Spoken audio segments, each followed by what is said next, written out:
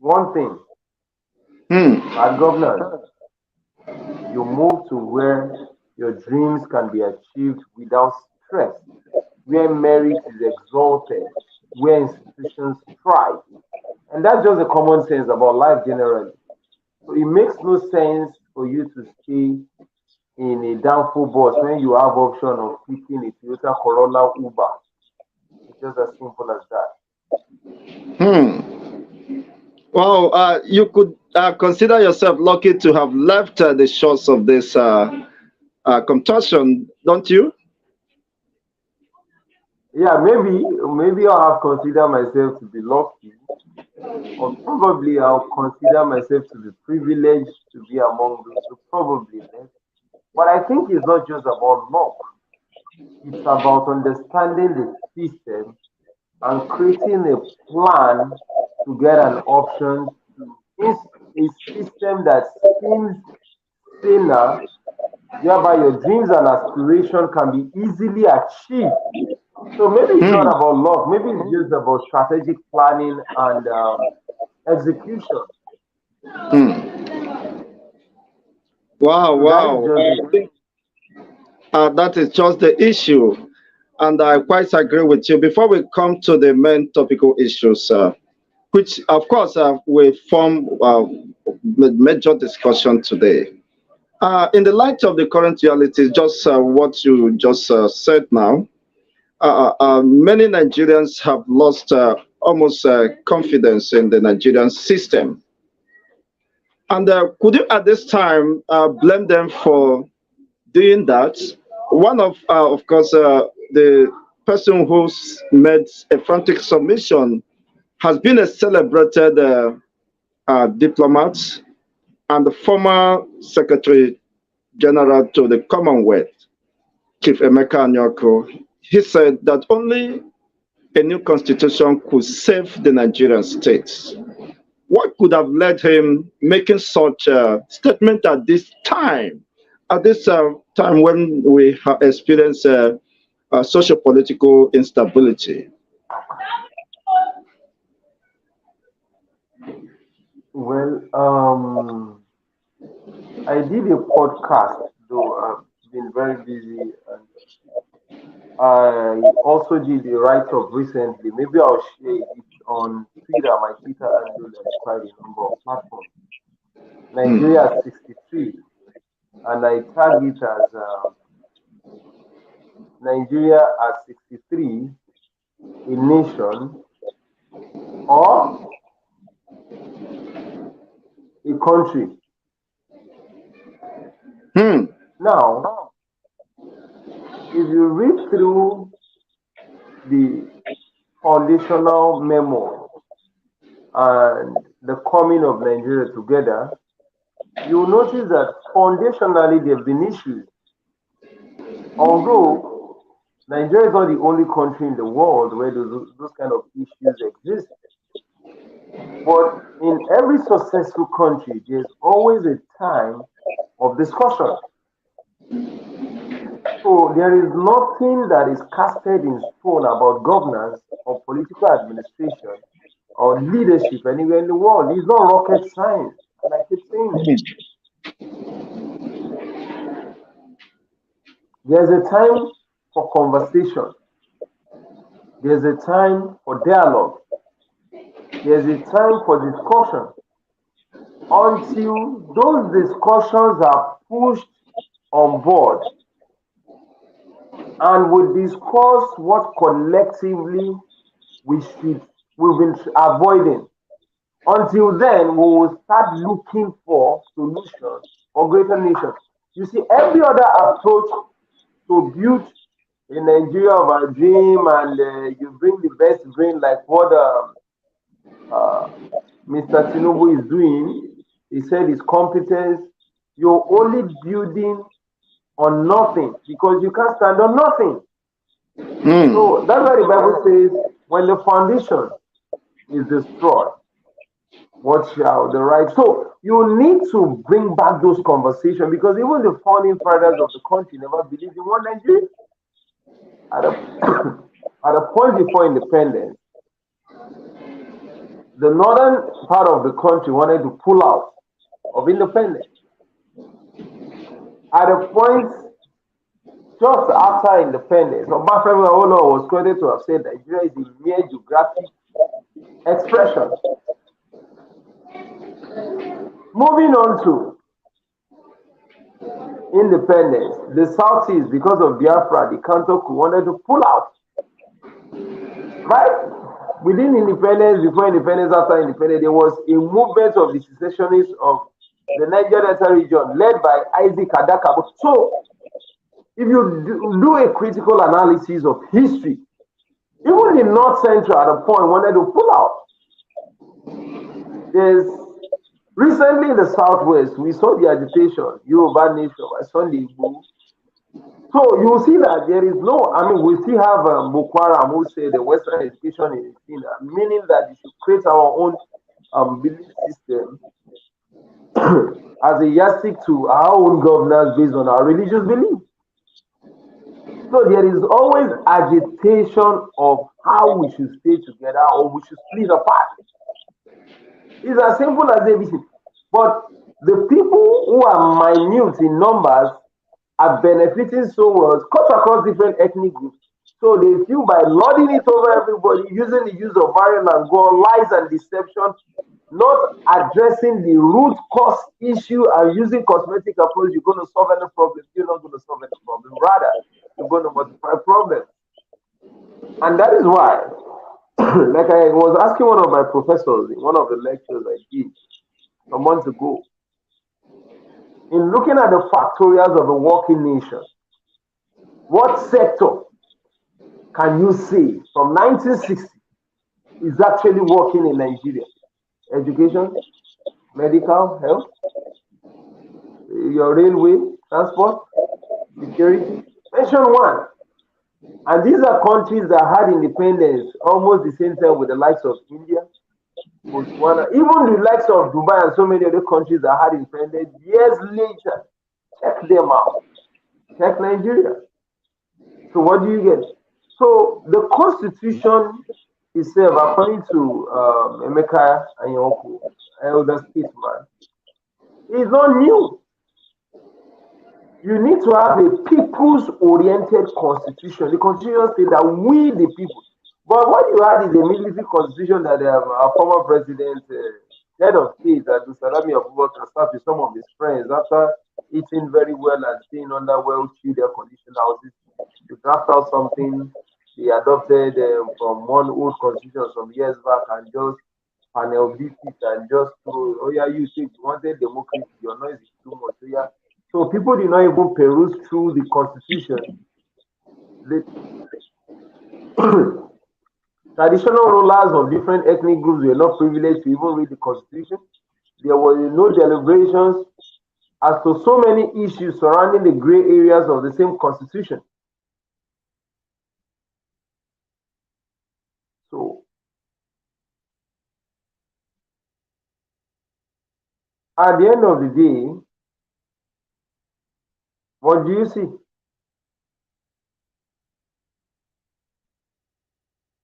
Hello, can you hear me? Sorry for the little distractions. You can go ahead.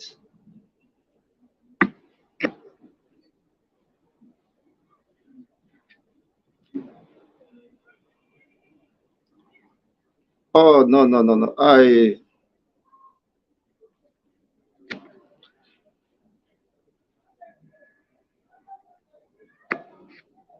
Okay.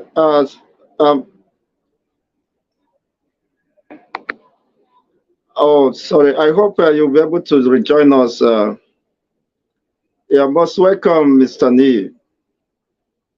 Yeah, thank you for having me, my brother. Yes, we're having a very important deliberations here over the statement made by the former Secretary General of Commonwealth, Anyaoku, that only a new constitution will save the Nigerian state. We just lost one of our guests, and we hope he will rejoin us in a moment. So what do you have to say? Yes, Mr. Chigozie, I don't know. Can you hear me clearly now? yes, I can hear you. Go ahead. Well, I hope the background is not too noisy. Is that okay? All right, We can manage it. all right. Okay. Once again, thank you for having me on your platform. You see, what Anyaoku said is true.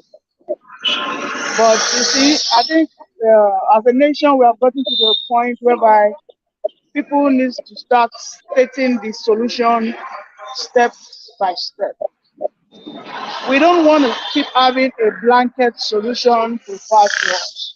Now, he said what we need is a constitutional reform. I don't think today that is the news to anybody who has been following the Nigerian politics since 1999. Many people have, clamored for a constitutional review. I could recall even in the Ninth Senate, there was a time they tried to go for another amendment of the constitution and the likes, but we saw what happened, the politics that was played in there. Yes, yes, Until Mr. Lee, just hold on with that important point you raised, the night Senate Assembly. Let's just hear from Mr. Samuel. Is about catching up with the program so that okay, good. we can excuse him while he. Okay, you are joining us, right? Okay, let's go. We are good to go. Okay, Mr. Samuel, you are making a point before it was disconnected. Yeah, can you hear me now? Am I audible? Yes, I can hear you. For purpose of clarity, audience, Mr. Samuel is an accomplished political science graduate, and right now residing, of course, in South Africa. He has been a public analyst on matters of political and social economic dimensions. Once again, it's a pleasure having you. You have the floor. Yes, thank you very much. So, I think before the network interrupted the conversation, so what I was trying to say is it's no more news talking about the constitutional review. And but here's the bottom line: as long as the constitution favors certain interests, not necessarily the people, very few minute political interest, because somebody was saying, I don't like making fallacies of easy generalization. Oh, it favors one part of the country. No. The people in any part, there's no part of the country that the people, the masses are enjoying. But there are parts of the country that the constitution, as cute as it is, favors some few interests, less than 5% of the total population of the people. So they want the status quo to remain. And like I told someone in one of our conversations in the Zoom meeting, I said we have two choices before us. Like what Karl Marx said, class struggle. If we don't want it peacefully, or they don't want it peacefully, like what you saw in the NSAS, although most Nigerians never believe that the NSAS is going to happen, it will get to a stage that irrespective of your ethnicity, religion, or whatever position you occupy, the injustice either through kidnapping, through stealing, through assassination, through mass protest will hit on the political class either consciously or subconsciously. They might die, but their children are not saved. So that is why there's always a need to hijack the money to go and stay in the US and the UK, in this and that. Because when you abandon the institution and the people will rise. It is natural anywhere in the world. If you read about the Arab Spring, you read about the French Revolution, you read about there is never any time the leaders wanted to do something right. It has never happened. So for few leaders who have seen the future, who have checked trends of what has been happening in some other countries, how it started, how the tempo built up, they were smart enough to start adjusting their ways and work with the voice of superior reasoning. But in Nigerian society and what we have, it's not even about constitutional review per se. Constitution is just one among the so many reviews. We need a holistic conversation between ourselves. If I want to live with you as an Igbo man, like, how do we live? A friend of mine from Ethiopia was saying that one of our colleagues went for Nigerian association meeting. Another of our colleague in another part of the country went for Nigerian association meeting the next Sunday. The third Sunday, another colleague went for Nigerian association meeting. He now said, is it every Sunday you people have a Nigerian association meeting? Another person replied him that I was laughing because I find it difficult to reply. The part of the country that person is from Nigeria is the one that is doing the Nigerian association meeting. Why the other person that went for the other Sunday was from another part of Nigeria? Let me give you a shocking fact. All the Indians have one association meeting, and yet they have 1 point something billion population. One. And they all go once in a month. Nigeria, with about 200 million or 210 million population, had about 3 different meetings, 3 different days. And we are less than 30 in the same company. And the Indians, they were more than, I think they are more than 100. So the conversation is not even with Nigeria and Nigerians. That is a psychological perspective. That is to say there's something fundamentally wrong. For Chief foundation has never been one. It is make that statement. It means there is something very terrible with the system already invoked. Exactly. So why is it that he is coming now to make this statement? I understood the role he played during the Abacha regime, during the military regime, to, of course, bring back democratic process. But why didn't he use that opportunity to address the issues of constitution than crying foul at this time? Isn't that too late? No, I think it won't be fair for me to say that Anyaoku is crying foul. Number one, as stipulated in the Constitution, he has the right to, at any point in time, express his opinion. And he's an elder statesman. This is somebody that I've gotten GCON. I think aside GCFR, GCON is the most superior whatever they gave those their titles to themselves, which they share. So, and he was a former diplomat, and I think he has worked as a Secretary General of the Commonwealth. He attended University College Ibadan, went to London for courses, even the United States of America for different.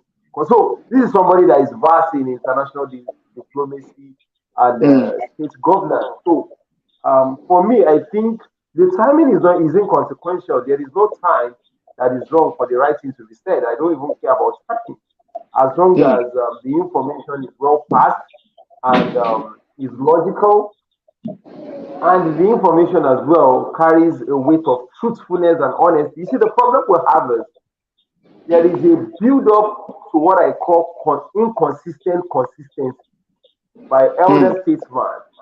And like Wole Soyinka said years back, the man died. So I'm wondering if maybe the man died in Wole Soyinka in recent times. I just had to digress. So, but I think is irrespective of time, the truth is said, is irrespective of time, words of wisdom come, is irrespective of time that superior reasoning comes to board, is irrespective of time. So for me, I think he's a contributor. He's 90 years old, I think he's 89 or 90.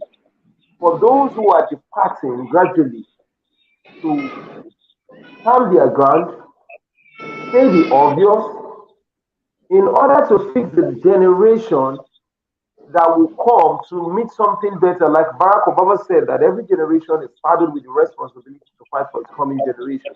So I think it is embedded on that generation to start giving us leeway, fundamental solutions, so that the coming generation can now see where to move and the line we should be towing as a nation. Because with the population and increase in the level of poverty in Nigeria, some things that happened in 1980 may not work in 2025. So it's important that elder statesmen that means well to speak in accordance with superior reasoning, considering so many nations of the world how they got it right. Wow, that is quite interesting. Your submissions has been in line with your, of course, your specialization uh, using the political science approach. Well, as it stands now, uh, seems he has made such a frantic submission that to save Nigeria means that is just the only alternative if Nigeria will remain as one. Don't you think that the state of instability, politically and economic wise, might not foster such a opportunity to start talking about constitutional review? Don't you think that might possibly escalate to something that would not be controlled? And since, of course, we have left crucial issues untouched until almost disaster is looming. Well, it depends on how you want to see this, but I think there's solution if we really have the political will to go for it. We might not even need a review per se. We've had committees upon committees, constitutional amendment committee, constitutional review panels. We have the confab report of 2014. We have the Nasiru El-Rufai report, that's for the ETC. We have quite a number of documents and so many solution-based documents that if we really want to be realistic, truthful, and goal-oriented in nature, because Nigerians, I mean, most political leaders in Nigeria are not realistic. They are not truthful. They are not positive. They are not positive when it comes to goal orientation. They are always negative. They are not realistic. They are very biased and sentimental. The level of greediness and corruption makes them, and greed. Yes. So those are the major funding factorials of the Nigerian state. And that's just reality. So we can start inflicting one or two from each of these reports. It's not rocket science. It's just the sincerity of purpose and the political will to implement some of these things. And like we Yeah, saw uh, towards the early sorry for part cutting of, it. I agree that it's not a rocket science, but could there be sincerity and the political will on the parts of the, of course, leaders or supposed office holders to re-engineer the Nigerian system? Because if they have been benefiting from the supposed flawed system, suppose the illegal constitution, there may be some reluctance or tendency of continue with the system in as much as it benefits them. How do you think? well, I think you just made the point that I've been trying to say that when the system favors a group of people, they tell you this is the best thing that can happen in sliced bread. Nigeria is not as bad, my brother. We are coming. Some other countries have this kind of issues too, so they manage over time. They fix it. Some will even tell you that in order to justify what is going on, in order like they are trying, the government is trying. That's not true. I wish they will have the political will, which I doubt, not this government. I mean, from the appointment of the current administration, it's moving towards an ethnic alignment. Only people from certain ethnic groups have the capacity or the intelligence to govern the country better. But the statistics is not true. Rather, it's even the reverse. So, and the same thing that played out in the last administration, that some people were condemning is what they themselves are doing, even in a worse version. I did a statistical breakdown of Buhari's appointment and those from his ethnic group. And in fact, I streamlined it to those who speak Hausa Fulani. He appointed some Mm. people from the north, not because they were from Hausa Fulani. If you check the spread, you know, some of them cannot even speak Hausa Fulani very well, but you will say, oh, he's not, he's not. But when you check the current administration, whereby most of the appointees to key offices, from the army to police to customs to EFCC to digital economy, to, you can go on and on, about 20 names, 20 cuts across DGs of parastatal, cuts across ministers, cuts across 20 from one ethnic group, one general language. Then I'm like, which means Buhari was even better. So for me, I strongly believe and I strongly feel that they don't even have the will to do anything meaningful. It's all about my ethnic group come to power, I grab all. Even if my ethnic city does not have anything to produce to the federal government, or we share in terms of FAC or in terms of foreign exchange, it doesn't concern it. As long as we can grab, we run with it. You get there, you grab. So nobody is thinking about the population of out of school children, even in Southwest or even in the North Central. Nobody is coming with a template of how we can develop our educational system whereby Nigerians do not go. I visited Benin Republic before I left the country, Mr. Chigus. We have thousands of Nigerians struggling to school in Benin Republic, just our close neighbor. So these are said they would make money in Nigeria, you take it to school in Benin Republic. I'm not talking about UK or the US. If you check the numbers of Nigerians schooling in Sudan, when there was Sudan crisis, do you see the numbers of buses the federal government sent to go and convey people schooling in Sudan? The numbers of Nigerians schooling in South Africa, in Ethiopia, in Ghana. Those are sectors we should have keyed in and let other people to bring in their foreign exchange to our country. So there is nothing they're thinking about. My ethnicity comes into power, we grab, we suck the system, we make it dry with a certain few people. At the end of the day, we abandon everybody and leave, go and buy houses in the UK and the US. Then you have ready-made excuse givers who are ready to make excuses for the government, even when the excuses is not making sense in public space. So these are the kind of leaders we have. So there's nothing, I'm really not expecting anything, from the administration. And sorry, I'm not expecting it. You can't build something on nothing. Common sense. Honestly, it can't stand.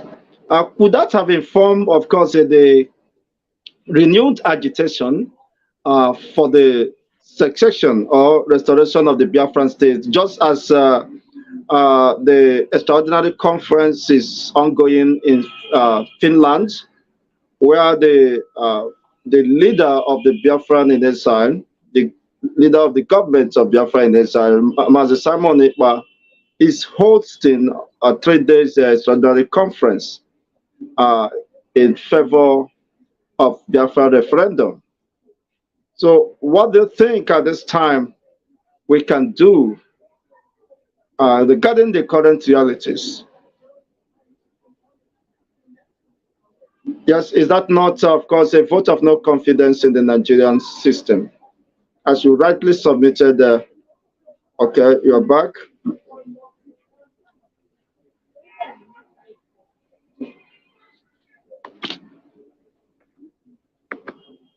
Okay. Just as I was saying, it's based on your submission that there had not been sincerity and political will on the part of the supposed leaders to chart the way forward, because leadership is not rocket science. Then that had definitely resulted to renewed agitation by the Biafran sympathizers, who are now hosting, of course, one of the major, biggest conference for the restoration of the Biafran state, gearing towards a referendum. So what do you have to say concerning this new development? Well, I know it will not. Some people will not be happy with this. I can't. I don't know how many people are live, and I can't see. I don't know if chats are coming. I don't know. So I'm a little bit careful. The truth is that I'm indifferent about any approach anybody wants to use to get freedom. I'm indifferent about if Oduduwa want to go, if Biafra want to go, if Niger Delta want to go, if they not. Because the truth is, if the nation was working, we wouldn't be having all of these questions. So it's just common sense because you cannot remain stuck in a traffic. Let's assume you're going to Lekki, you're not going forward, and you have a deadline. You're going to turn back. You definitely will look for somewhere. Some people will, because of traffic, go to supermarket and start buying something. Some will browse the lounge and sit to drink. Maybe after 2 hours they'll go. So there will always be time for people to look for other options. So the same thing is applicable to statehood or nation building. When nothing seems to be a unifying factor in nation building, people will look for other alternatives, and you can't blame them. It's just common sense. So when people say Biafra, blah blah blah, I laugh. It's just common sense for them to have a sense of self-determination, which is constitutional. It's a psychological warfare. You can't quench it with the use of guns. That's what they have in their mind. Like in one of the groups I pasted something. I said, "May Nigeria not happen to you because of an incident of someone who was in the hospital, and the doctors did not attend to them, and there was fast failure." And the hospital replied that, "Oh, in a same country, that they wouldn't have been running on the generator for over 12 hours or so." So the patient was in, oh, I think in theater. Then the power went off, and the patient died.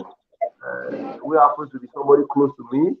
The brother happens to be somebody very close to me. So I had to, the brother now wrote a review. I had to screenshot the review on our platform.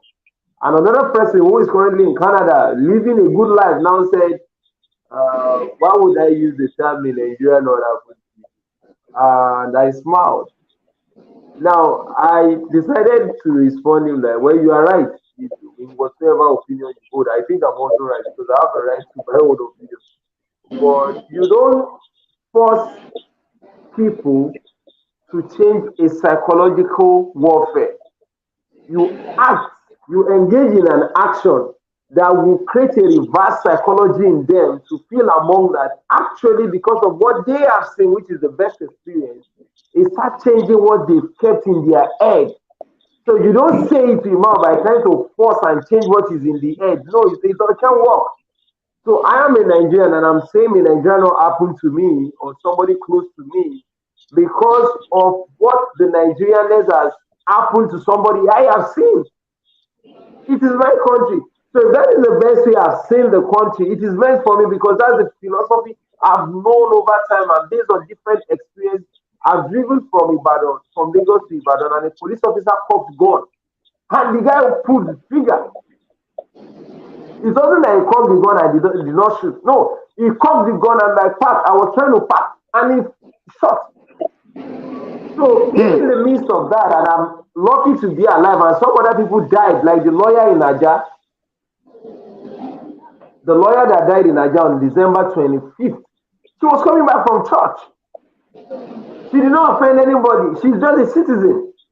And the police officer cocked the gun and killed her, and she was pregnant. And this is somebody that I learned to have been looking for a child for over how many years. I think Julie had a child. And that was a pregnancy that came 8 months. Now, though the police officer has been convicted to death, by the court, but investigation revealed that that is not the first person that the man has killed. Just imagine. He's not lying. It's not the first time. I'll kill you, nothing will happen. Is it new? So if that is a mental philosophy of what I know about Nigeria, it is my perspective. And that is the perspective of many people who have run to the UK. Do you know that somebody said that 70% of Nigerians who were in the UK had to go and be working as caregiver or cleaning somebody's, cleaning their rooms and doing menial jobs, graduates, medical doctor, well-educated, matured men in their 40s, in their 50s, some in their 30s, that should have been in their own country. But why would you say in your country when your life is not secured, you're poor, you're dejected, you can't drive freely. I was seeing a video of somebody parking in to buy drug in pharmacy and the government lock your tire. So you can wake up tomorrow morning and they just kill you, nothing happens. So why would you go and do caregiver job and be sweeping people's house? When you're going to have electricity, you're going to have pipe and water, you go on the train within 10 minutes or 20 minutes, you get to where you're going to have rest of mind, nobody comes. Even if you're going to pay tax, you work and pay, you receive those facilities and your mind is at rest. My dear, people are ready to just not even wash gutter. They will leak it. So if Biafra is doing what they want to do in the best way they think will make them achieve their desired goal and outcome, good luck.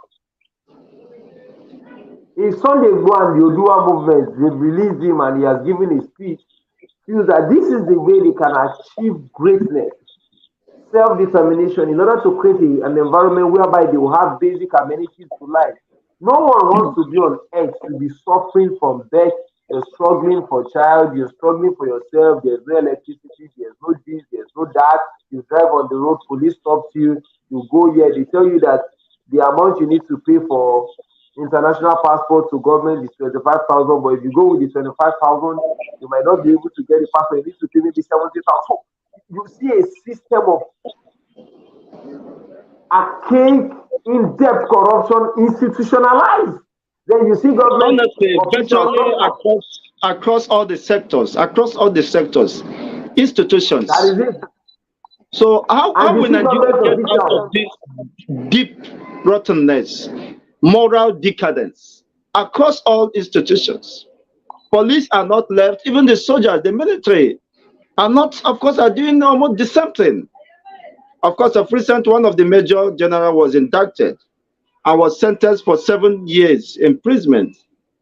Possibly he was not too lucky to have evaded, of course, the wrath of his supposed seniors or leaders, whatever you might call it. So how do we get to this point? And do you think there is any possibility of reversing this trend, even with the current situation we have? You know the story surrounding Chicago's State University and forgery and whatever. Well, I think there's no one approach to how this work with a multiple approach. Number one, like the kind of program you're doing, we need to encourage other platforms. Though the politicians have hijacked the mainstream media in Nigeria, but we still need more platforms whereby people can speak up their minds and you should try as much as possible to get unbiased analysts who are not among the payroll of politicians. Most of your political commentators in Nigeria are on the payroll of major politicians. So when they come to studio, they manage the thing and then the conversations in most of your television and TV stations.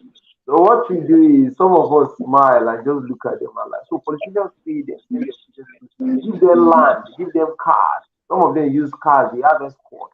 We understand. So number one, we need more platforms to be discussing this kind of issues. Number two, we need to educate more citizens because so many are really not educated. People don't even know the history of the country. Some people, when you tell them I'm from Edo, they will say, ah, Igbo. And I'm like, wow. I mean, university graduates, yeah. Some people have been blindfolded with ethnicity and greed. And we also need to teach them to be truthful people, to exemplify competence, character, and capacity, to do away with people, activists that are now cash thieves, who will complain on something 2 years ago. The same thing will happen because they've been given money or juicy positions or some things behind, or they will keep quiet. I was discussing with somebody that where were the people who in 2012 made noise about the increment of petrol from 67 naira to 96 naira. The same petrol increased from 200 to 600. Where are they now? They are all dead and gone. The power of money and greed. So do away with inconsistent activists. Do away with transactional people. Do away with double-edged people. Do away with them. So we need more education. We need people of truth and consistency who can look the system in the face and say, you know what?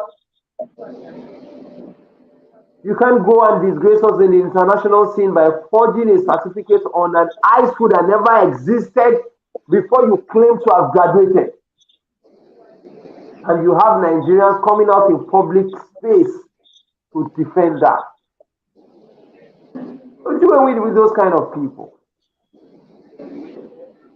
So You know how can you do what? away with them with the supposed corrupt system, which That's what give I'm saying. them Like an your advantage platform, there over are people you others, should censor. You economic should not wise, even invite. politically wise?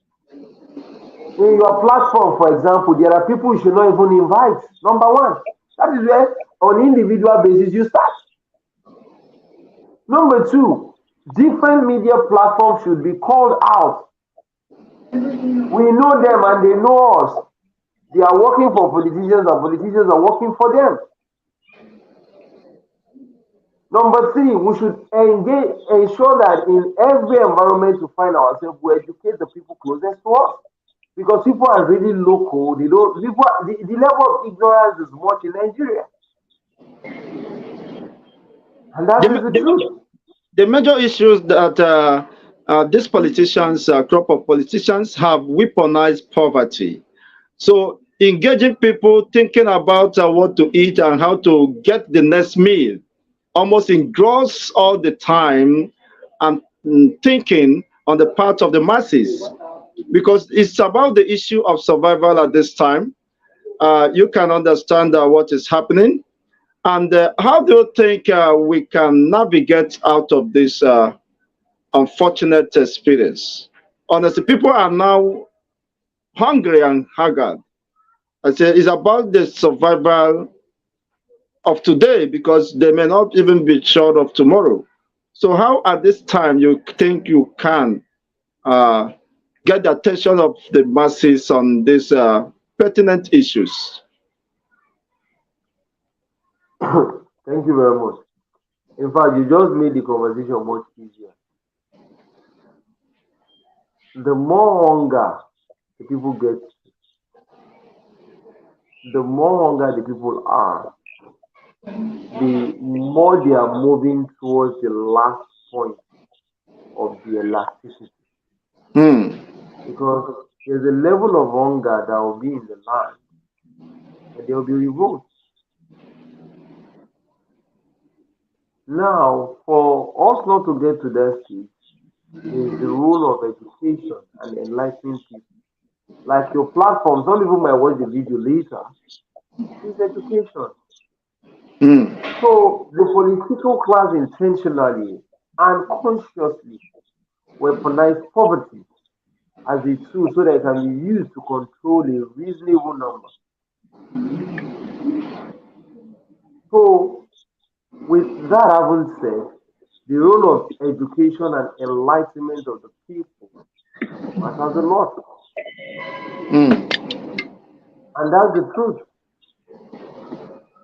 So, in a nutshell, we need to consistently teach people what sane societies and institutions should look like.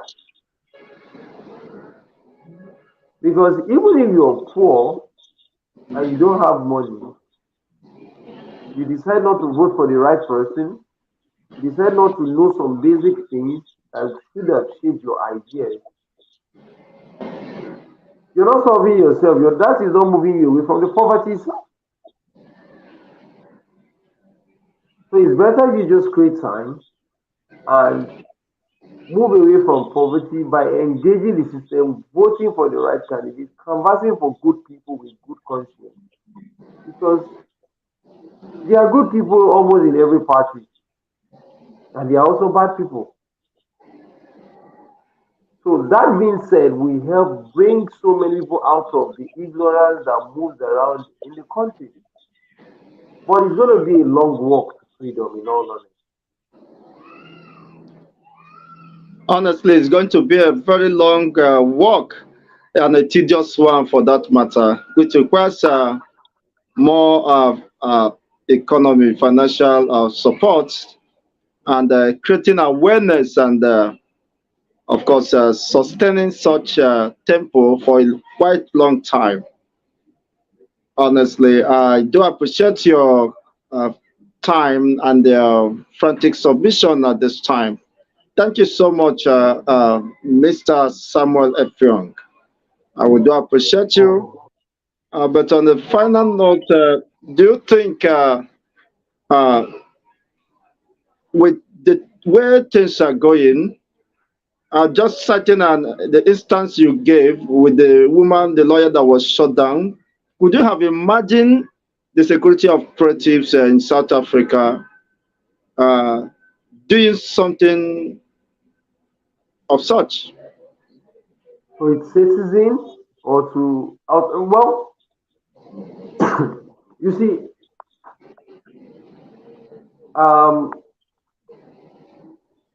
it becomes extremely worrisome that when you move around, the police, who is supposed to be your friend, should be the closest institution that the people should be free enough to work with.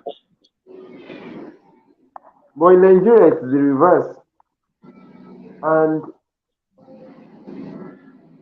I've never seen any country, or probably even in Africa, where the police system and their operation to its people is as brutal and archaic like what we have in Nigeria. Maybe there might be some, I don't know for now. Now, that goes to show you because the police itself is bastardized before they even leave the training college in Ikeja or whichever training college. I think there's another one in Jos or whatever. Hmm. So when you compare security training and the level of discipline to some African countries, not just only in South Africa, Nigerian police is lagging behind. When you compare their engagement, how they talk to you, like I've missed my way and the police officer took me almost 30 minutes walk Hmm. to go and show me a foreigner. In our country, how many of such do you see? And I wasn't the only one. It happens almost on a random time. They'll tell you that, no, I mean, sometimes they use their bike. Can you say that about the country? Honestly, not at all. It is quite pathetic. Just like yesterday marks another anniversary Yes, uh, sir. uh, commemorating the massacre at the Lekki toll gates. I saw some people, of course, in protest in solidarity for such a very disturbing experience. Keep, of course, reminding the Nigerian state and government of Lagos the atrocity that was committed on that day. And up to today, the government has not been able to come out clear on the perpetrators of such a heinous crime, which has remained, of course, an issue of concern to those who lost their loved ones seeking for justice. So, what do you think about such society? Only one thing I'm thinking about such society. The society is retrogressing. It's going to go back. It's going backward. When the case of Black Lives Matters happened in the United States of America, it was televised, and the police officer involved was prosecuted. Even in Italy, there was a guy that killed a Nigerian. Yes, he has been sentenced. But in Nigeria, people were killed and the government kept lying, which is common sense. You can come and say, oh, nobody died. I mean, Mr. Sanwo-Olu was just saying things from the both sides of his mouth, contradicting himself in public space. You don't even need to be a lawyer to know that. I mean, you don't need to be a psychologist to look at his body language and create your social juxtaposition to see the governor, in due respect, lies a lot in public discourse. a life without shame. Not even this is not about diplomacy. There's what is called tactical diplomacy. There are things you might not want to say to the public as a result of maybe national security or something. So when you see a governor say, "Oh, I did not call the army," "Oh, the commander," "Oh, if you were just contradict," "Oh, nobody died." Then later, as one person died, "Oh, it's true." Well, I mean, what kind of evidence is that? And you see them going to religious grounds to worship God and lift up dirty hands, or sorry, holy hands in worship. Mm. What are they doing? So those are the kind of so until even the committee that the Lagos State government initiated by themselves indicted the state government after they brought out the white paper. Exactly. That is So what I was now, so you know, you see when people say they are leader, are you a leader? A leader is truthful. A leader is someone that is sympathetic and has empathy for his followers. Someone that if it was your child, will you do that? People died. Forget all these storylines. People were there live. It was a live coverage. When there's a live coverage of a video, you can't edit it. They were shooting at people. They brought in the army in a democratic Mm. dispensation. If it was the military that did that, we know what most of them would have been saying. Military is wicked. There's no freedom of speech. There's no this.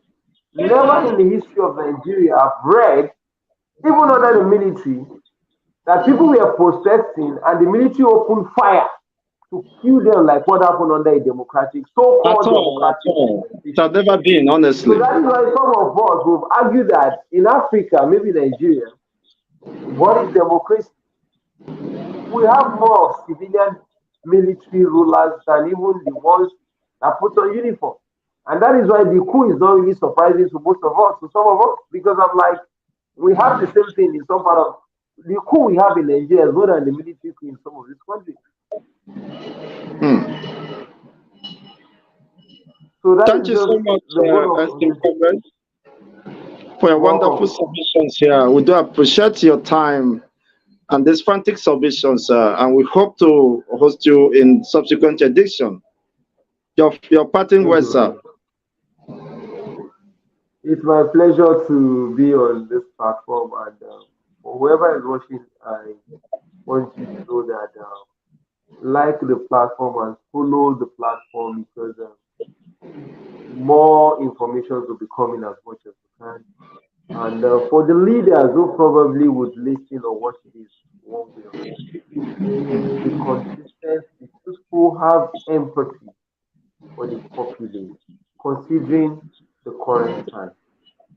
Thank you very much. Thank you once again. I'm so delighted to have you here this moment here in Call Web TV. As in fans, thank you for watching. Please kindly like and share the video, and of course, make comments based on the discussion. And we'll come your way the next edition better and more informed. Remember, blessed and have a fantastic weekend. Thank you once again, comrades, and do have a wonderful moment. Yes, we've come to the end of this program. Bye for now.